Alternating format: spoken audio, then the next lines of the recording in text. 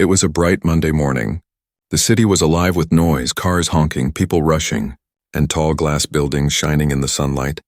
Inside one of those buildings stood the office of Riverside Enterprises, a company known for its luxury clients and powerful boss.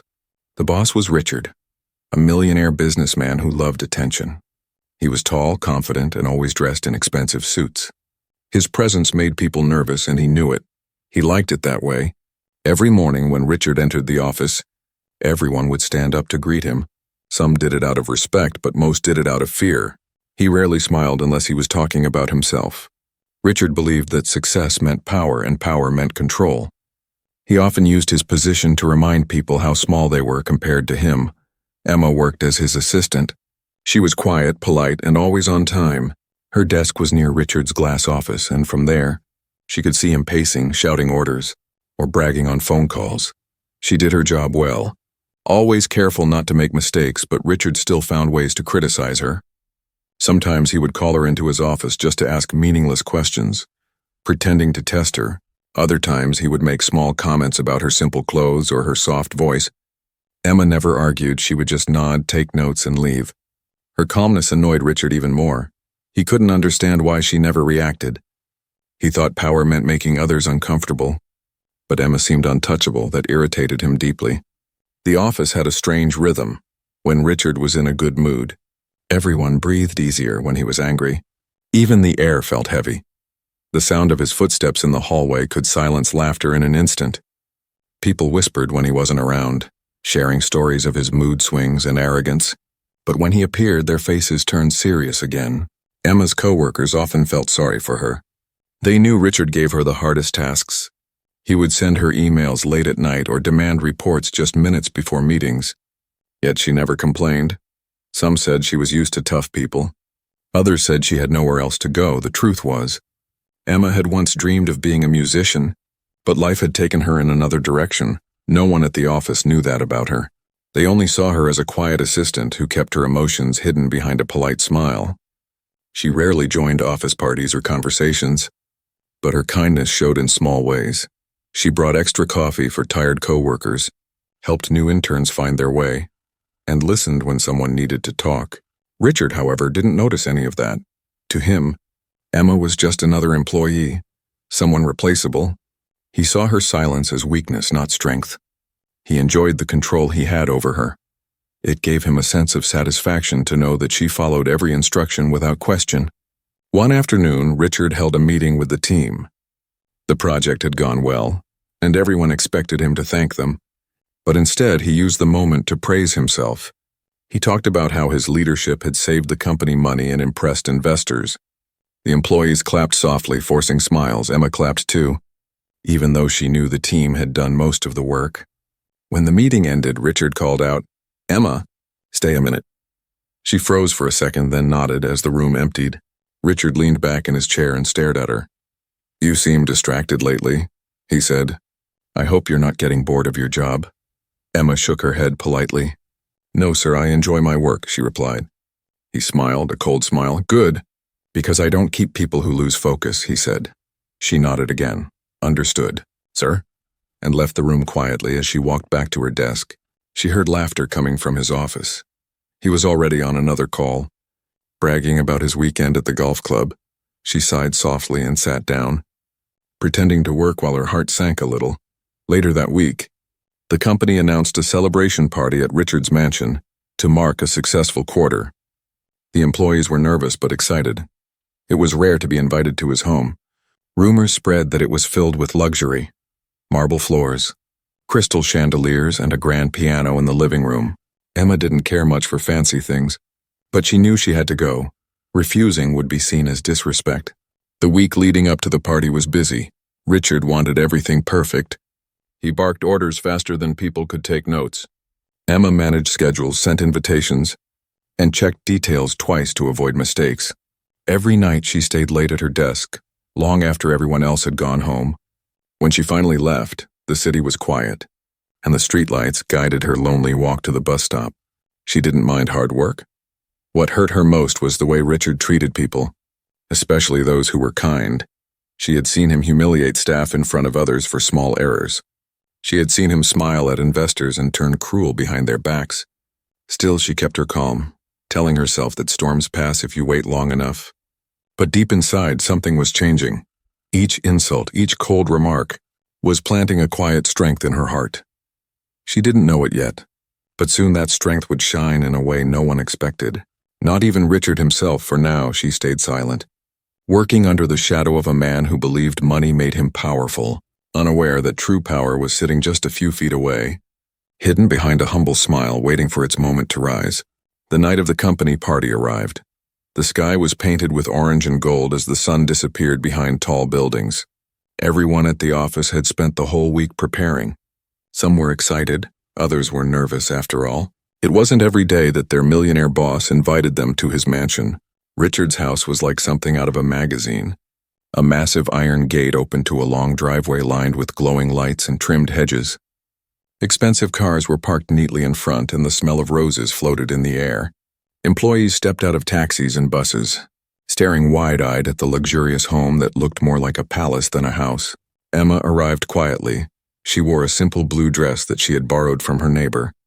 It wasn't fancy, but it suited her kind nature. She didn't wear much jewelry, just a silver bracelet that once belonged to her mother. When she reached the door, she smiled nervously at the doorman, who nodded and let her in. Inside, the house shimmered. Chandeliers sparkled like stars and the floor shone so bright that it reflected every movement. Soft jazz music played in the background and waiters moved gracefully with trays of drinks and snacks. Richard stood in the center of the room, holding a glass of champagne, greeting guests with his usual fake smile. When he saw Emma arrive, his lips curved slightly, not in kindness but in amusement. He whispered something to another executive standing beside him, and they both chuckled quietly. Emma didn't notice. She simply nodded politely and moved toward a corner where some of her colleagues stood. The night continued with laughter, music, and polite conversations. Richard bragged about his business trips and investments, showing off his wealth like a trophy. He took pride in how everyone listened when he spoke. Emma stayed mostly silent. She didn't like crowds or small talk. Instead, she admired the grand piano standing near the window. Its black surface gleamed under the lights, and the keys looked untouched. Her fingers itched just looking at it, reminding her of her childhood days when music was her only joy. But Richard noticed her gaze, and that was all it took for a cruel idea to form in his mind. He smirked and raised his voice. "Emma," he called out. Loud enough for everyone to turn toward her, she froze, her glass trembling slightly in her hand. "Come here," he said, motioning with his fingers. The room grew quieter as Emma walked toward him. Unsure of what he wanted, Richard pointed at the piano. "You've been staring at that thing all night," he said with a teasing tone. "Why don't you give us a little performance?" Laughter rippled through the room. Some people looked uncomfortable. Others curious. Emma's heart sank. She hadn't played in years, not since her mother passed away, and now, standing in front of dozens of people, she felt her cheeks grow warm. "I don't think I can, sir," she said softly. "It's been a long time." Richard laughed loudly. "Oh, come on," he said. "It's just a bit of fun. Surely an assistant like you can manage a few notes."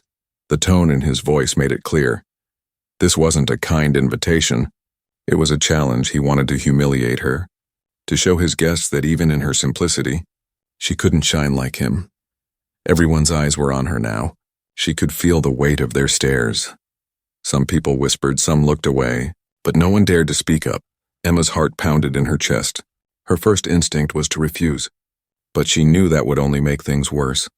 Richard was her boss, and defying him in front of everyone could cost her job. She took a deep breath and smiled faintly. "If that's what you'd like, sir," she said. Richard clapped his hands together. "That's the spirit," he said mockingly. He stepped aside, giving her room to sit. Emma approached the piano slowly. Her fingers brushed against the smooth surface, and 1,000 memories rushed back. The sound of her mother's laughter, the smell of old music sheets, the nights they spent playing duets together. She sat down, her hands hovering above the keys. Her heart ached, not from fear, but from remembering what she had lost. The room was silent now. Everyone waited, some expecting a disaster, others hoping for a miracle. Richard leaned against a chair, sipping his drink, a smug look on his face. "Go on then," he said. "Show us what you've got." Emma's eyes softened. She closed them for a moment. breathing deeply, and then with a calm grace, she pressed the first key. A soft note echoed through the room, followed by another and another. The melody began slow, gentle, almost shy, but within seconds, it grew stronger, richer, more powerful. The laughter faded, replaced by silence. The guests who had been whispering before were now frozen in place. The music filled every corner of the mansion, wrapping everyone in warmth and emotion. Emma's fingers danced across the keys as if they had never forgotten how. Richard's smirk began to fade, his eyes widened slightly. He couldn't believe what he was hearing. The sound wasn't that of a beginner fumbling for notes. It was the music of someone who played from the soul. When the final note lingered in the air, the room remained still for a heartbeat. Then, without warning, applause erupted. Loud and genuine people stood clapping and cheering. Some even had tears in their eyes. Richard just stood there, speechless for the first time in his life. Emma smiled shyly and stood up. Her hands trembled, but her eyes glowed with quiet strength. She nodded politely and said, "Thank you," before stepping away. Richard tried to laugh it off, but his face was red with embarrassment. His plan to humiliate her had failed completely that night. Emma didn't just play the piano. She reminded everyone that dignity and talent can never be buried by arrogance. And as she walked out of that mansion, the sound of applause still echoing behind her, she finally felt something she hadn't felt in years: pride. The sound of the applause slowly faded as Emma stepped away from the piano. Her heart was still racing, her hands slightly shaking. The room buzzed with admiration, but beneath that applause, Emma felt something else, a strange mixture of relief and sadness. It had been years since she last touched a piano, and now that she had, all the memories she had locked away began to rise again. Richard stood frozen for a few seconds before forcing a smile. He laughed awkwardly and clapped his hands together. "Well, that was unexpected," he said, trying to sound casual, but his voice trembled. The guests turned their attention toward him, waiting to see how he would react. But he quickly changed the subject, offering drinks and laughter as if nothing had happened. Emma quietly slipped away to the corner of the room. Trying not to draw attention, she needed air. Her chest felt heavy. She had just shown a part of herself she never meant to share. Not there. Not in front of those people. Her music wasn't meant for parties or pride. It was something deeply personal. Something that once connected her to her late mother. She walked toward the open balcony, the night breeze brushing against her skin. The city lights stretched out below like a sea of stars. Her eyes glistened as she remembered the last time she had played. It was at her mother's bedside, just before she passed away. The same song she had played tonight, one that carried both pain and peace. Behind her, the guests continued to chatter. Their laughter seemed distant now, muffled by her thoughts for years. Emma had kept her musical past a secret, afraid that people would pity her or think she had wasted her talent. But tonight it had all come out. Not by choice, but by chance, or maybe fate. She closed her eyes, taking a deep breath. She hadn't wanted to impress anyone, but somehow her music had done exactly that. It had turned her moment of humiliation into something powerful.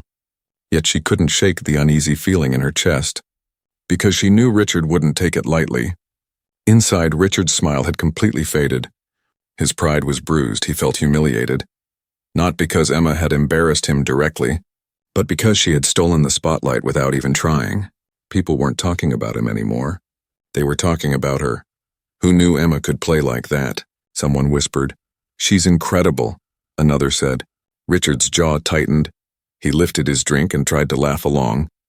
But the bitterness inside him grew with every compliment Emma received. He had built his image on control, and tonight, one quiet assistant had broken that illusion effortlessly. He glanced toward the balcony and saw Emma standing alone. Her posture calm, her face soft under the moonlight. Something about her peace made him angrier. He wasn't used to feeling small. But tonight he did as the night went on.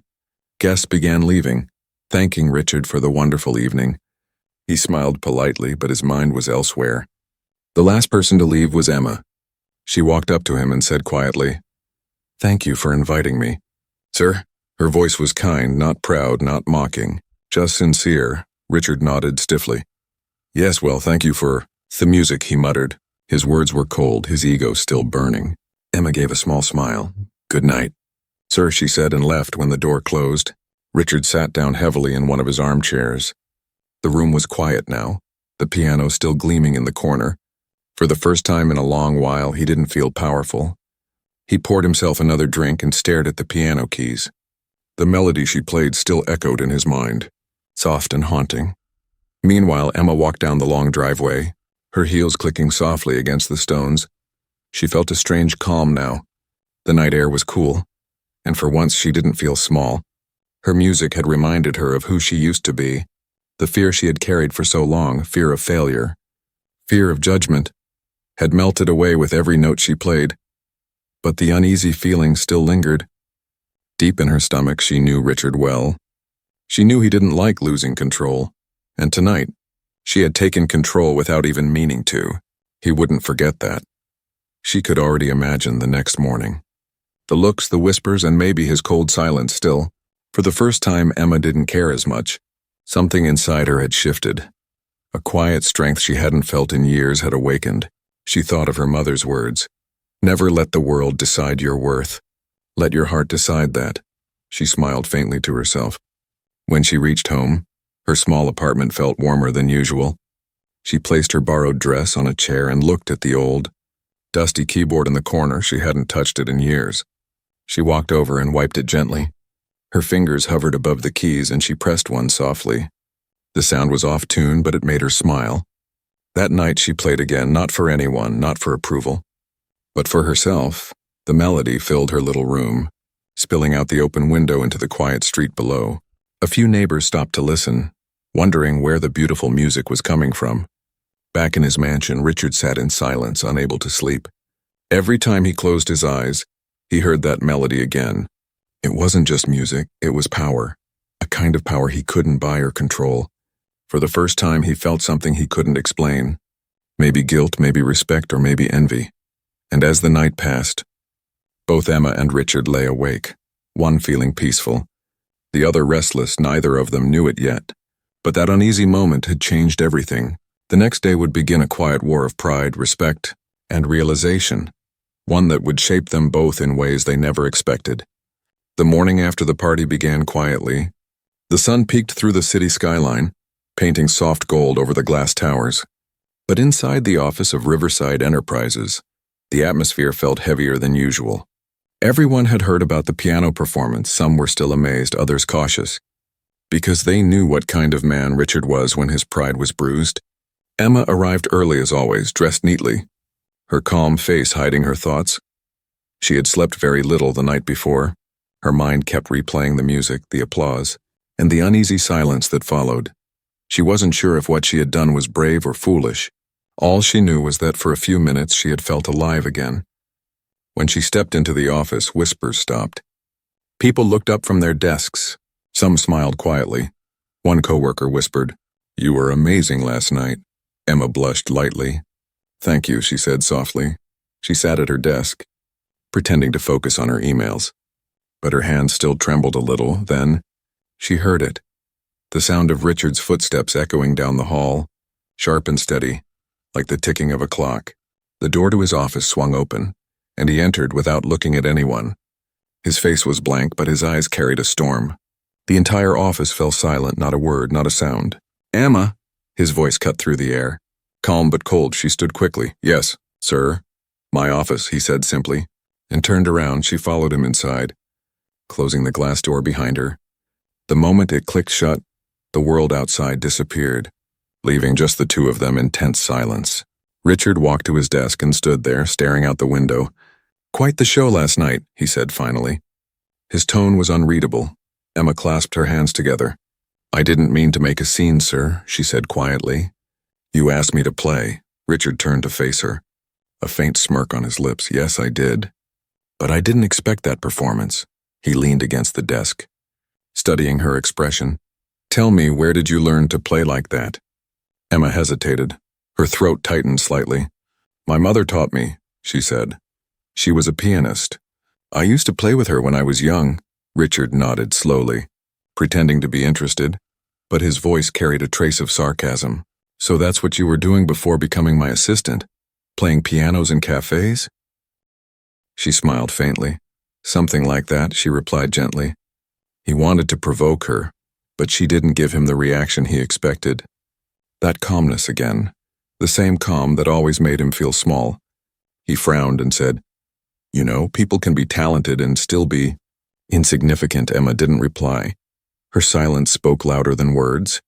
Richard turned away, pretending to check a document. "That'll be all," he said, dismissing her with a wave. She nodded politely and left when the door closed. Richard sat down heavily in his chair. He didn't understand why her music still echoed in his head. It bothered him, not the melody itself, but the feeling it brought. It reminded him of something he'd lost long ago. Humility, maybe warmth, maybe humanity. Later that afternoon, Emma returned to her work. The day moved slowly, but she noticed something strange. People were treating her differently. Colleagues who rarely spoke to her now smiled. One even asked if she'd consider performing at the next company event. She laughed softly, shaking her head. "I don't think that's a good idea," she said. During lunch, she sat by the window, eating quietly while listening to the chatter around her. A few coworkers talked about how Richard hadn't spoken much all morning. "He's unusually quiet today," one whispered. "Maybe he's embarrassed," another replied. Emma didn't join the conversation, but she smiled a little to herself. That evening, as the sun began to set, Emma was the last one in the office. She packed her things slowly, her eyes drifting to the city lights outside. For the first time in a long while, she felt noticed. Not for her mistakes, not for her silence, but for something real, something that belonged to her. She locked her drawer and turned to leave. But then her eyes caught something through the glass wall of Richard's office. He was still there, sitting at his desk with a drink in his hand, staring at nothing. The man who always seemed in control now looked strangely lost. She hesitated for a moment, then quietly walked out, leaving him alone with his thoughts that night at home. Emma sat in front of her old keyboard again. Her fingers rested gently on the keys. She thought about how music had returned to her life so unexpectedly, how one cruel moment had turned into her awakening. She played softly, letting her heart speak through the melody. The notes were quiet, almost like whispers, each one carrying a piece of her story across town. Richard sat by the grand piano in his mansion, the same one she had played the night before. He ran his fingers over the keys, pressing one tentatively. The sound filled the empty room, echoing softly. He wasn't a pianist, but for the first time, he tried to understand what she had felt when she played. The notes were awkward, broken, uncertain, but they made him think about the way she had carried herself with grace, about how her music had silenced his arrogance. In that silence, he realized something painful. Money could buy applause, but not respect. It could build a mansion, but not warmth. As the night grew deeper, both of them sat at their pianos. Two very different people connected by the same sound, one rediscovering her strength, the other confronting his emptiness. And somewhere between those notes, a quiet change began to take root. Emma didn't know it yet, but her music had reached farther than she thought, not just into Richard's mind, but into his heart. She had reminded him, and herself, that real power doesn't come from control. It comes from authenticity. And as the soft final note faded into the night, she smiled to herself because she finally knew she wasn't invisible anymore. The next morning, the office felt different. It wasn't the usual rush of people running to meet deadlines or the nervous energy that filled the air when Richard arrived. Something had changed. It was small, almost invisible, but everyone could feel it. Emma walked in with her usual calm smile. Holding her cup of coffee, her steps were light, but her presence felt stronger somehow. Her co-workers looked at her with quiet admiration. Yesterday she had been just an assistant. Today she was the woman who had silenced the millionaire with music. At her desk, a few co-workers came up to her. "Emma, that was amazing," one said. "I had no idea you could play like that." She smiled shyly. "Thank you," she said, keeping her voice soft. She didn't want attention, but she couldn't deny that something inside her had awakened. Meanwhile, in his glass office, Richard sat staring at his computer screen.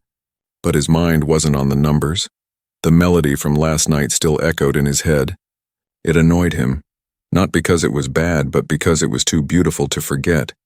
Every time he tried to focus, the memory of her playing returned, and with it came something he hadn't felt in years: humility. The employees noticed he was quieter than usual. The man who once barked orders now sat in silence, sipping his coffee, watching Emma from behind the glass wall. She didn't notice him. She was busy sorting files, her hair falling softly around her face as she worked. There was a grace in her that no title could match. Later that day, during a meeting, Richard tried to speak as confidently as always, but his words didn't land the same way. The team didn't seem impressed by his usual boasting. They were polite, but their energy was different. It was subtle, but clear. The respect in the room had shifted. Emma sat in the corner taking notes. She didn't say much, but her quiet presence filled the space in a way that even Richard's voice couldn't. For years, his power had controlled the room, but now, people looked toward Emma with something new in their eyes. Admiration, inspiration, and maybe a bit of guilt for never noticing her before. When the meeting ended, one of the senior managers approached her. "Emma, would you consider helping us plan the next event?" he asked.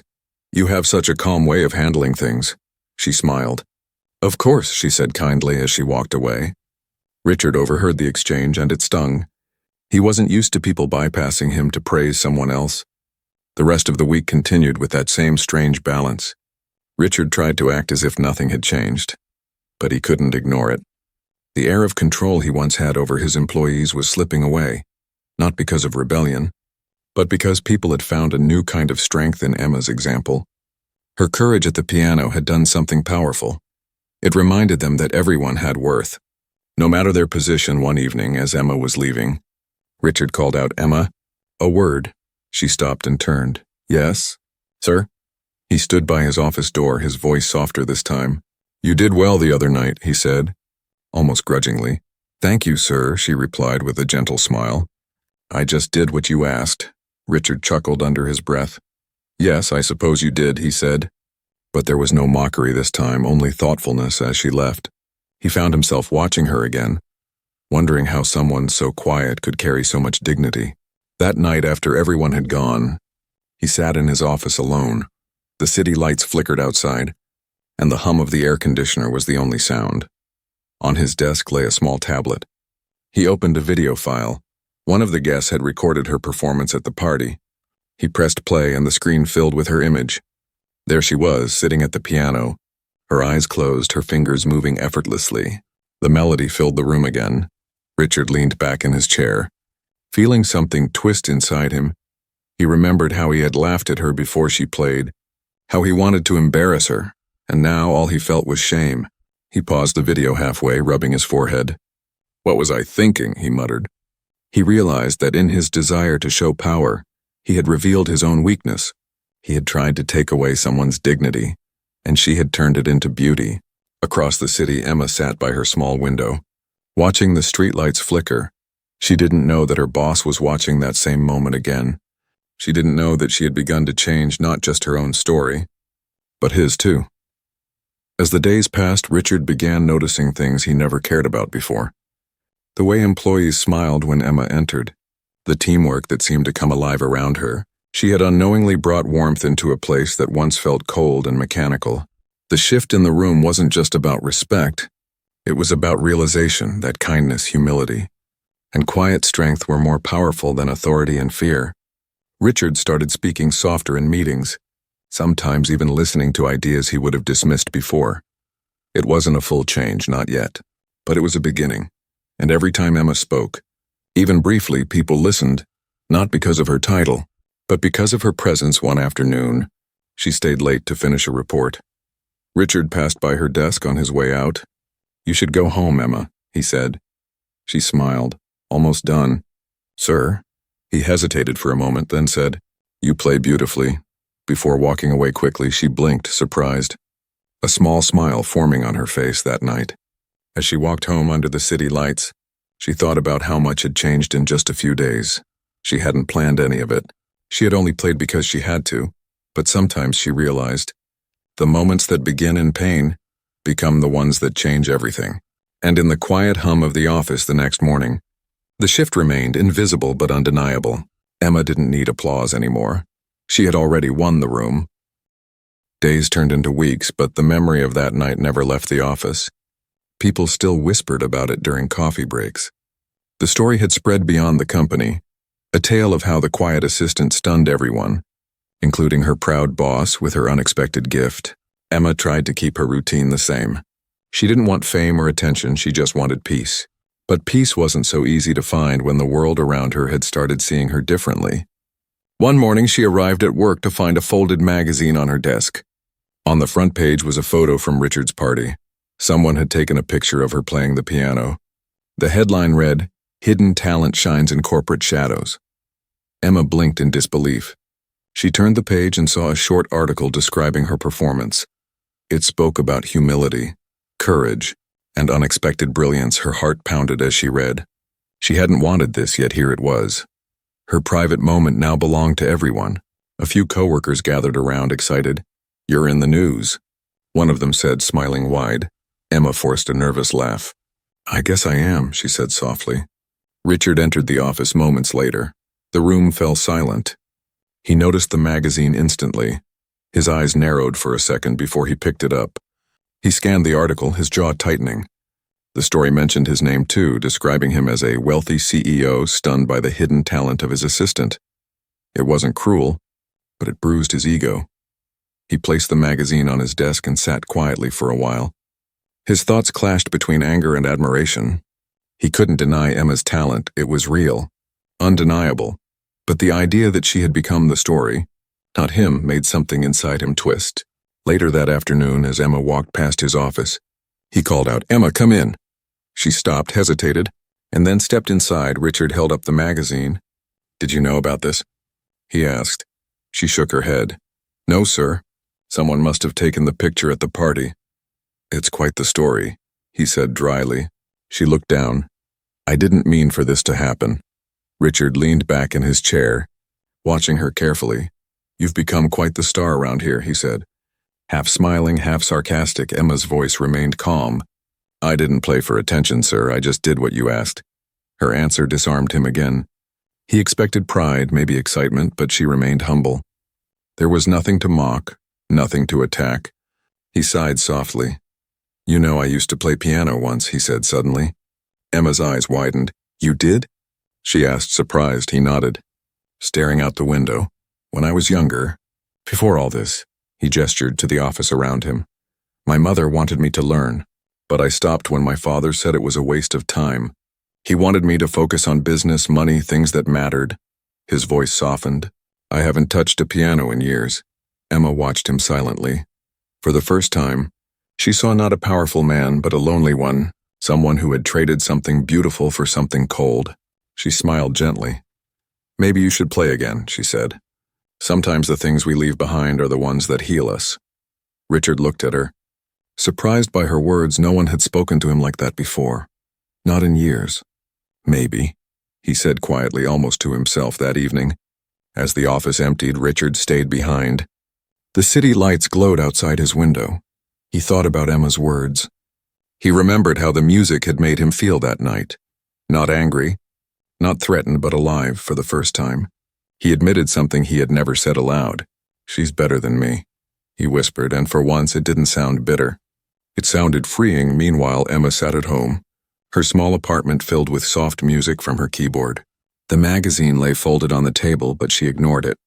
She wasn't interested in fame or stories. The only thing that mattered to her was that she had found her music again. Her mother's melody still lived inside her, and every note she played felt like a conversation with the past. The next day, when Emma entered the office, something unexpected happened. Richard called a company meeting. The team gathered in the conference room. Whispering curiously, Richard stood at the front, holding a piece of paper. "I've been reading about how hidden talent can transform a company," he began. His eyes briefly met Emma's. "Sometimes, we overlook the people who make the biggest difference." The room fell silent. Emma looked down, unsure of what was happening. Richard continued, "I want to thank all of you for your hard work, especially Emma, who reminded us that greatness doesn't always shout. Sometimes, it plays softly." The team broke into applause, Emma's face flushed with surprise. She smiled shyly, nodding her thanks. Richard didn't say more, but his eyes said everything, a mix of respect and gratitude, something deeper than words. After the meeting, he passed by her desk, pausing for a moment. "You were right," he said quietly. "I played a little last night. It felt strange but good." She smiled warmly. "That's how it starts," she said.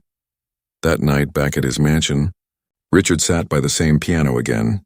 This time, he didn't think of it as a symbol of pride or competition. He pressed the keys gently, trying to remember the notes he once knew. His fingers were clumsy, but his heart felt lighter. In that moment, he realized that success meant nothing if you forgot how to feel. Emma, too, felt something changing inside her. She wasn't just an assistant anymore. She was someone who had found her voice again, not through speaking, but through music, through that one forced performance. She had reclaimed the part of herself that life had buried, and though neither of them said it out loud, they both knew that night had changed them forever. One had rediscovered his humanity, the other her strength. And somewhere between those notes, a quiet bond had begun to form, one built not on power but on respect. The next few days brought a calm neither of them expected. The office, once filled with tension, began to breathe easier. Employees smiled more. Laughter returned to the hallways. Even Richard seemed lighter, not as sharp, not as cold. It was as if Emma's music had melted a layer of ice that had covered everything for years. But deep inside, Emma was still processing everything. The applause from that night haunted her, not in a bad way, but in a way that made her heart ache. She had never expected anyone to see her that way again, not since her mother passed away. Every clap had felt like a heartbeat, reminding her that the part of her she'd buried was still alive. That weekend, the company hosted a charity gala at a city hall. It was meant to celebrate the success of a new business partnership. Richard, still riding on the wave of public admiration from the article, decided to attend with his full team. Emma, as always, was in charge of the planning. The grand hall shimmered with gold light. Tables were draped in white silk and soft music filled the air. Everyone was dressed in their best. The event was elegant, calm, and filled with quiet excitement as guests arrived. Richard moved from table to table, charming investors and shaking hands. His confidence was back, but this time it wasn't loud. It was quieter, humbler. He occasionally looked around the room, and his eyes always seemed to find Emma, busy making sure everything went smoothly. When dinner was over, an announcer took the stage. "Ladies and gentlemen," he said, "tonight, we have a special surprise performance." Emma looked up in confusion. She hadn't arranged any live act. Her eyes widened when she saw Richard walking toward the stage. Holding a microphone, he smiled at the audience. "Before we end the night, I'd like to share something personal," he said. "A few weeks ago, one of my employees reminded me what real passion looks like." His voice was calm, sincere. The room went quiet, every eye on him. "She reminded me that talent isn't measured by titles or salaries, but by heart." Emma's chest tightened. She knew who he was talking about. Richard turned to the piano on stage. "I'd like to play something tonight," he said. "It's been many years, but I think it's time I try again." A soft murmur spread through the crowd. No one had ever seen Richard like this, vulnerable, open, human. He sat down at the piano, his fingers trembling slightly as they touched the keys. For a moment, the hall was completely silent. Then slowly he began to play. The first notes were uncertain, hesitant, like a man finding his way through memories. But as the melody grew, his movements became steadier. The tune was simple but filled with emotion. It wasn't perfect, but it was real, and that honesty made it beautiful. Emma stood frozen near the back, watching him. She recognized the melody. It was the same song she had played weeks ago, the same one her mother had taught her. Her eyes filled with tears as she realized what he was doing. When he finished, the hall erupted in applause, but this time, it wasn't the polite clapping people gave to please the boss. It was genuine, powerful. Everyone stood cheering. The applause echoed across the room like thunder.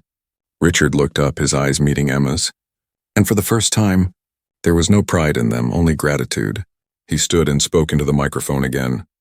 "I want to thank Emma," he said softly, "for reminding me that music and life are not about control, but connection." The crowd turned to her, clapping even louder. Emma's face turned red. She wanted to hide, but she couldn't help smiling through her tears. That night, as people left the event, they talked not about profits or deals, but about the moment their boss played a piano piece that touched their hearts. Some even said it was the most meaningful company event they had ever attended. Later, when the hall emptied, Richard approached Emma as she was packing up decorations. He smiled gently. "You inspired me tonight," he said. I didn't think I'd have the courage to play again. Emma looked at him, her eyes warm. You did more than play, sir, she said softly. You listened to yourself. He nodded slowly. You know, he said, I used to believe applause was proof of power, but now I realize it's not about being seen. It's about being felt. Emma smiled. That's what music does, she said. It makes people feel, even when words fail. They stood there for a moment in the quiet of the empty hall, the sound of distant applause still echoing faintly in their ears. For the first time, they weren't boss and employee, but two people who had shared something beyond titles, a story of failure, discovery, and redemption. When Emma walked out into the cool night air, the stars shimmered above her. She felt lighter than ever before. For years she had lived quietly, hidden behind tasks and timetables, but now she had found her place not through ambition, but through authenticity. As for Richard, he stayed back for a moment, running his fingers one last time across the piano keys. The applause still rang in his mind, but this time it didn't feed his ego. It filled his soul. He finally understood that the sound of applause wasn't meant to lift one person above others. It was meant to bring people together. And that night both of them went home changed. One proud, one humbled, both grateful. The melody that had once been played in humiliation had now become a bridge between hearts. The applause that had started for one had ended for both, echoing softly into the night. A reminder that dignity and kindness always find their way back home. The morning after the gala arrived with a soft golden light spreading through the city. The world outside moved as usual. Buses roared.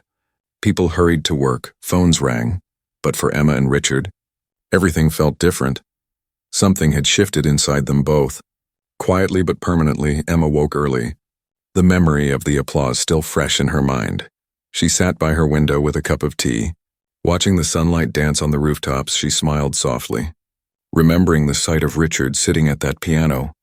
His fingers had trembled, his notes uneven, but his heart had been in every sound. That image stayed with her like a painting she couldn't forget. At the office, the energy was light and warm. People still talked about the gala, but not in the usual gossipy way. They spoke with admiration. Can you believe the boss played piano? Someone said, and he thanked Emma in front of everyone. Another added. There was laughter, real laughter. The tension that once ruled the workplace had vanished like fog in sunlight. Emma arrived quietly as she always did. She didn't like attention. She placed her bag down, smiled at a few co-workers, and began her work. But this time, when she walked through the halls, people didn't just see her as the assistant. They saw her as the heart of the place. Richard entered a little later, not with the loud energy of before, but with a calm grace. He nodded at people as he passed, offering small smiles, something he'd never done before. When he reached his office, he paused by Emma's desk. Good morning, he said. She looked up, a bit surprised. Good morning, sir, he chuckled softly. Just Richard today, he said, and walked away. The rest of the day went smoothly. Meetings ran on time. People worked without fear. It felt like a different company altogether. In truth, it wasn't, because its leader had changed. Later that week, Richard called Emma into his office again, but this time his tone was warm. I've been thinking, he began. I want to start a small foundation, something that supports young people who can't afford music lessons. Emma's eyes widened. That's a wonderful idea, she said. Music gave me everything. He smiled. Exactly. I thought maybe you could help me organize it. Her heart swelled. I'd love to, she said sincerely. And just like that, a new chapter began. Together, they spent weeks planning the foundation, reaching out to schools, arranging instruments, and finding teachers willing to volunteer. It wasn't about business, profit, or status anymore. It was about giving back, about creating hope. Every Friday evening, Richard would leave the office early to practice piano again. At first he played alone, but soon Emma joined him. They would stay after hours, sitting side by side in the quiet boardroom, where a small digital piano now stood. Sometimes she guided him gently, correcting his fingers. Sometimes he made her laugh with his mistakes. Those moments became the soul of their Fridays. A reminder that even in a place built on numbers and deadlines, there could still be art, emotion, and healing. Months passed, and the foundation launched officially. The event was small but beautiful. Children from local schools came to perform, playing simple melodies filled with joy. Parents clapped, teachers smiled, and Richard stood quietly in the corner, watching Emma as she helped the children tune their instruments. When it was his turn to speak, he stepped forward slowly, his voice steady but soft. "A few months ago, I thought success was about control," he said. "Then I met someone who showed me that real success is about connection." He looked toward Emma, who smiled back at him, her eyes glistening. "Music taught me that even the quietest note can fill a room, just like kindness," he said. The audience applauded not for his wealth, but for his honesty after the event. Emma walked out into the cool evening air, the city glowing with orange lights. She felt proud, not of fame or recognition, but of purpose. She had come a long way from the quiet assistant who hid her past. She had found her music again, and in doing so, she had changed more lives than she ever imagined. Richard stepped beside her, hands in his pockets.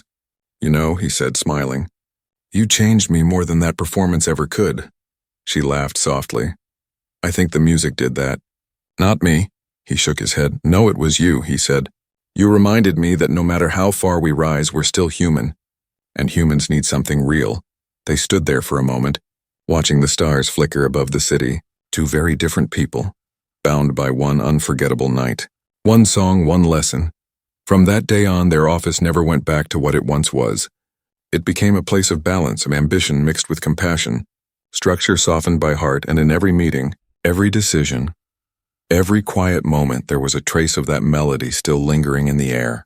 Years later, when people spoke about Richard's company, they didn't just mention profits or growth. They spoke of the culture, the warmth, the kindness that seemed to live in its walls. And if anyone asked where it all began, the story always started the same way. It began the night the millionaire tried to humiliate his employee, but her music changed everything. Emma never stopped playing, and Richard never stopped learning. Their story became a living song, one that reminded everyone who heard it that no matter how cold the world becomes, one act of grace, one note of courage, can still bring light back into it. And so, in the quiet of one beautiful evening, the once arrogant millionaire and his humble assistant closed the final chapter of their shared story. Not with applause this time, but with peace, a kind of peace that no amount of money could ever buy.